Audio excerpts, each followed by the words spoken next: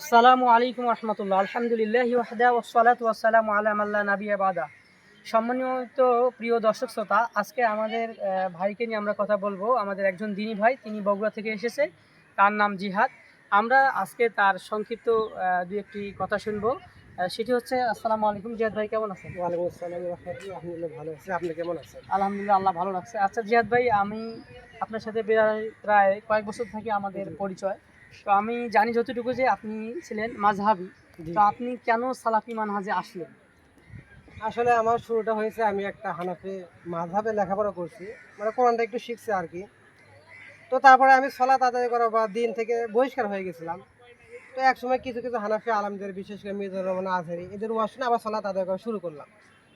তো আদায় করতে যখন আমি অ্যান্ড্রয়েড ফোন চালাতাম না, তো আমি অ্যান্ড্রয়েড ফোন কিনি এবং কিছু আলেম ওলামাদের আমি ভিডিও দেখা শুরু করি। বিশেষ করে আমাদের আহলে হাদিসদের কিছু আলেম, সালাফি মানহাজের, যেমন ধরেন আব্দুর রাজ্জাক বিন ইউসুফ, প্রফেসর ডক্টর মোহাম্মদ আসাদুল্লাহ আল গালিব হাফিজাহুল্লাহ, মতিউর রহমান মাদানী হাফিজাহুল্লাহ। তো সালাফদের একটা নীতি, তারা যখন কোনো কথা বলে সেটা দলিলের ভিত্তিতে কথা বলে। এবং হানাফিদের একটা জিনিস, এরা দলিলবিহীন কথা বলে, কোনো দলিল থাকে না। তো আমি অনেকদিন যাবত দেখি তারা কথার শেষে মানে দলিল বলে, বুখারী মুসলিম। আমি তো বুঝি না আসলে এগুলো কিতাব, এগুলো আসলে কি। তো আমি আস্তে আস্তে বোঝার চেষ্টা করলাম এবং ফোনে ডাউনলোড দিলাম বা কিছু বই কিনলাম। তো আমি দেখি হ্যাঁ, তাদের সাথে কথার মিল থাকে, কিন্তু হানাফিরা যেগুলো বলে এদের কোনো দলিল নেই। তো আমি সর্বপ্রথম প্রফেসর ডক্টর মোহাম্মদ আসাদুল্লাহ আল গালিব হাফিজাহুল্লাহ সালাতুর রাসুল বইটা আমি ফোনেই ডাউনলোড দিই। তো আমি সেখানে দেখলাম যে আমরা যেভাবে সলাত আদায় করি হানাফিরা বর্তমানে প্রচলিত, আসলে পুরোটাই জাল হাদিস এবং জয়ীফ হাদিস দ্বারা প্রমাণিত। এগুলো সালাত কোনো কোরআন হাদিসের সাথে মিল নেই। এবং সালাতুর রাসুল যে বইটা লেখা হয়েছে পুরোটাই দলিল ভিত্তিক। এবং আমি সেই অনুযায়ী সলাত আদায় করা শুরু করি। তারপর থেকে তো মানে একজন হানাফি থেকে যদি আহলে হাদিস হয়, তার মধ্যে কি রকম প্রেশার পড়ে সেটা যারা আহলে হাদিস হয়েছে তারাই বুঝতে পারবে।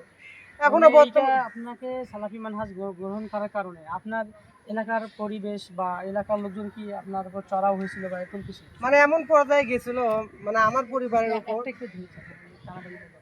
মানে আমাকে তো প্রায় গ্রাম থেকেই বের করে দেবে এবং শুক্রবার দিন সবাই মিটিং ডেকে মানে এমন অবস্থা যে আমাকে মারবে, এই অবস্থা শুরু হয়েছিল।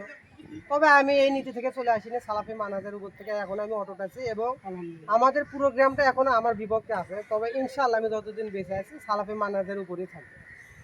এই আপনার মানে গ্রামে বা আপনার পুরো পরিবারের মধ্যে কতজন এরকম মানে রিভাইভ হয়ে ফিরে আসছে, বা নাকি আপনি একা? বর্তমানে আমাদের সমাজে আমি একাই আছি এবং আমার এক ভাই থেকে আমি দাওয়াত দিছিলাম। সে শিক্ষিত, সেও বোঝার চেষ্টা করছিল এবং সেও সালাফি মানহাজ গ্রহণ করছিল, কিন্তু অবস্থাটা এমন হয়েছে পুরো মহল্লাবাসী আবার একজোট হয়ে আমার উপর মানে ক্ষিপ্ত হয়েছিল যে তুই মানতেছিস মান, কিন্তু অন্য কাউকে এর ভিতরে জড়াবি না। মানে আমাকে মারার হুমকি দেওয়া হয়েছিল, গ্রাম থেকে বের করার হুমকি দেওয়া হয়েছিল। এই জন্য আমি এখন বর্তমানে কাউকে দাওয়াত দেয় না, কিন্তু বাইরে আমি যেখানে যাই ইনশাল্লাহ সালাফি মানহাজে দাওয়াত দেওয়ার চেষ্টা করি ইনশাল্লাহ। আলহামদুলিল্লাহ। প্রিয় দর্শক, আমরা শুনলাম ভাইয়ের ঘটনা। আরও বিস্তারিত বলতে গেলে বহু সময় লাগবে। তো এরকম আলহামদুলিল্লাহ যুগে যুগে অসংখ্য মানুষ কোরআন এবং সহিহ হাদিসের দিকে ফিরে আসছে। আমরা সম্প্রতি একটা ঘটনা আমরা দেখেছি যে বাংলাদেশের যিনি সেনাপ্রধান, তিনিও বলছে যে বেদাত থেকে আমাদেরকে বেরিয়ে আসতে হবে। আসলেই যারা ভালো, যারা দিন মানতে চায়, আসলেই রাসূলের সুন্নাহ অনুসরণ করতে চায়, তারা মূলত পড়াশোনা করে। আর পড়াশোনার বিকল্প কোনো কিছু নেই। আর পড়াশোনা করার কারণে তিনি বুঝতে পারছে যে ওরা দলিল দেয়, এরা দলিল দেয় না। তার মানে সে দলিল খুঁজছে। আর এই কারণে আজকে তিনি সালাফি মানহাজ বা আহলুল হাদিস বা সহিহ হাদিসের সন্ধান পেয়েছে, আলহামদুলিল্লাহ। তো আমরা ভাইয়ের জন্য দোয়া করছি, আল্লাহ সুবহানাহু ওয়া তাআলা যেন তার ভুল ত্রুটি ক্ষমা করে দেয় এবং তাকে দিনের উপর অটল রাখে এবং কিয়ামত পর্যন্ত সালাফি মানহাজের উপর প্রতিষ্ঠিত থেকে কোরআন এবং সহিহ হাদিস মেনে পরকালীন পাতেও সংশয় করার তৌফিক দান করেন। আল্লাহুম্মা আমিন। আসসালামু আলাইকুম ওয়া রাহমাতুল্লাহি ওয়া বারাকাতুহু।